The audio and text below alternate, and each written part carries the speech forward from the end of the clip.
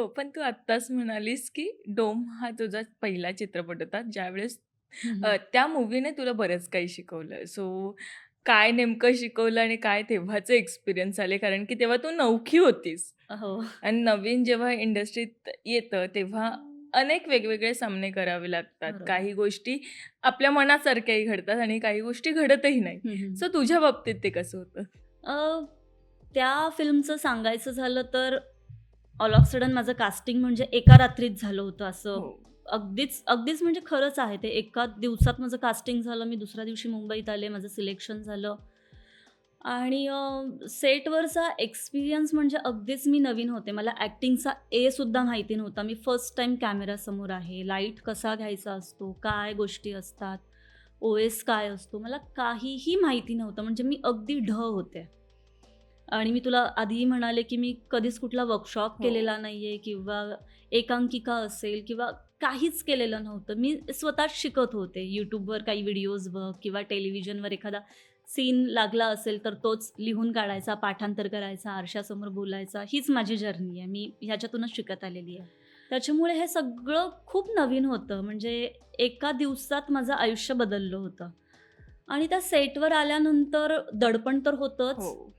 पण लोकांशी बोलायचं कसं? काय गोष्टी खऱ्या असतात? काय गोष्टी खोट्या असतात? मला काहीच माहिती नव्हतं आणि डिरेक्टर जे होते म्हणजे त्यांना कळलं होतं, की पहिलीच मूव्ही आहे, तर त्यांनी मला बराच त्रास दिला आणि मी घाबरलेही होते त्या सेटवर. म्हणजे सांगायला घाबरणार नाही मी, पण झालं होतं असं, की एके दिवशी त्यांचा अचानक म्हणजे ते पहिले 4 ते 5 दिवस खूप स्मूथली मी शूटिंग शूट. केलं. हां. बाबा होते आणि मग त्यांचं सुरू झालं, की "बाबांना का थांबवलंय सेटवर? त्यांना घरी पाठव, काही गरज नाहीये." आणि मला असं झालं, की हे असे का बोलतायत? म्हणजे अलाउड नसतं का? हा पहिला प्रश्न होता मला पडलेला. कारण मी अगदीच नवीन. मला हो. असं वाटलं, की काहीतरी रूल्स असतील ह्यांचे, की अलाउड नसतं एकच जण, मग त्यांचं का वगैरे, वगैरे. पण लकीली त्या सेटवर बाकीचे को आर्टिस्ट असेल किंवा बाकीची काही लोकं मला अशी मिळाली होती, की त्यांनी सांगितलं, "नाही असं काही नसतं." आणि त्यांनी जाऊन बाबांशी ते परस्पर बोलले होते, की मुलीला एकटीला सोडून जायचं नाही. काही गोष्टी आहेत ज्या आम्ही बोलू नाही शकत, पण एकटीला तिला सोडू नका. आणि अगदीच मी लहान होते अगं 18-19 वर्षांची. त्याच्यामुळे मला काहीच माहिती नव्हतं. ते 5-6 दिवस संपलं. पहिलं शेड्यूल संपलं आणि दुसऱ्या शेड्यूलच्या आधी असं काही घडलं, की त्यांचा मला फोन आला, की "रीडिंग ठेवलं आहे, तर तुला मुंबईला यावं लागेल." मी म्हटलं, की ठीक आहे, येते मी." आणि मी आले, मुंबईत आले. दादरवरून मी फोन केला, की "सर मी पोहोचली आहे, तर कुठे यायचंय, काय यायचंय?" त्यांनी सांगितलं, "ह्या-ह्या लोकेशनला तू पोहोच, इथे-इथे रीडिंग असणार आहे." म्हटलं, "ओके." त्यांचा परत मला फोन आला, लेडीज डब्यात बस, एकटी असशील ना?" तर मी म्हटलं, "नाही, माझा भाऊ आहे सोबत." "का?" "ओह! अच्छा, अच्छा. बरं, बरं. ये, ये." मी ऑलमोस्ट बोरिवलीपर्यंत पोहोचले होते. मला हां. थोडं पुढे जायचं होतं आणि त्यांचा परत फोन आला, की एकटी यायचं होतं ना, म्हणजे कशाला भाऊ वगैरे, वगैरे. तर मी कन्फ्यूज झाले. मला लिटरली असं धक-धक व्हायला लागलं, की हा काय प्रकार आहे? हं. मला काहीच समजेना. "बरं तू आली आहेस तर ये आता. रीडिंग कर आणि लगेच निघायचंय" वगैरे, वगैरे. म्हटलं ओके. मी त्या लोकेशनला पोहोचले आणि तिथे कोणीच नव्हतं. बापरे! मला आत्ताही अंगावर काटा येतो सांगताना. अगं तिथे कोणीच नाही आणि मी इतकी घाबरले, म्हणजे मी ट्रॉमामध्ये गेले, की जर मी एकटी आले असते तर? आणि हे असंच असतं का इंडस्ट्रीमध्ये? म्हणजे जे लोकं बोलतात ते खरंच असतं का? आणि मग तो XYZ व्यक्ती आला. अ, हां, रीडिंग. एक पान वाचून घेतलं माझ्याकडून फक्त. फक्त? एक पान आणि "झालं तुझं, जा घरी." मी निघाले. मी मुंबईला म्हणजे मुंबईवरून मी पुण्याला घरी गेले. मला समजेच ना मी माझ्या पप्पांशी काय बोलू? मला सांगायचंय पण मी सांगूही शकत नाहीये कारण खूप होप्स आहेत. मला करियर करायचं आणि मी हे असं काही सांगितल्यावर घरचे म्हणतील, घाबरतील, बोलतील, "बास झालं, नाही बस. करायचं तू घरीच बस." माझी हालत खराब. त्यात त्याचा दुसऱ्या-तिसऱ्या दिवशी फोन आला, नाही तुझं काही वर्कआउट होत नाहीये, तू अगदीच नवखी आहेस. काम पण ओके होतंय, तर आम्ही इंटरनली डिसिजन घेतलाय, की आम्ही रिप्लेस करतोय. आम्ही रिशूट करतोय, आम्ही दुसरी हिरोईन घेतोय." मी अजून घाबरले. मी म्हटलं आता मी घरी काय सांगू?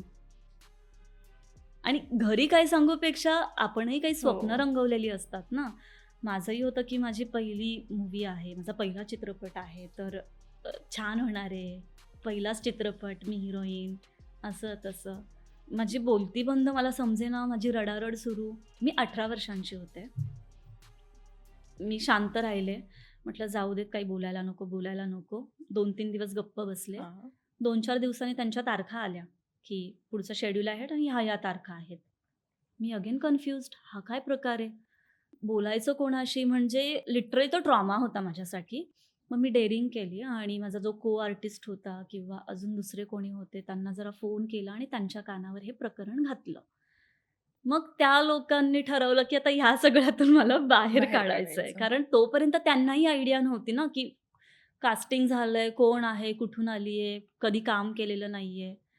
मी त्यांच्यासमोर ओपन अप झाल्यानंतर मग त्या लोकांनी सांगितलं, की "तू घाबरू नकोस, तू बिनधास्त काम कर. आम्ही आहोत तुझ्यासोबत आणि बोलत असेल रिप्लेस वगैरे सरळ सांग, हां, काढून टाका.